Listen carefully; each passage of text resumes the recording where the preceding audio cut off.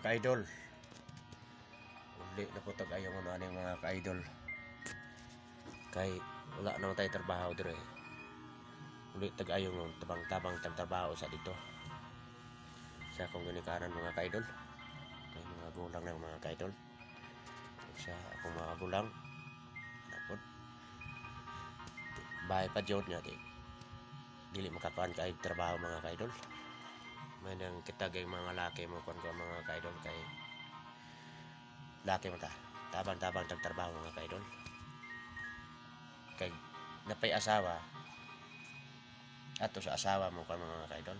Naka pa may mga asawa mga ka-idol. Ato sa ta sa atong ginikanan mga ka-idol. Uli sa ta. Dugay-dugay naman dito lumagiti mga ka-idol istambal.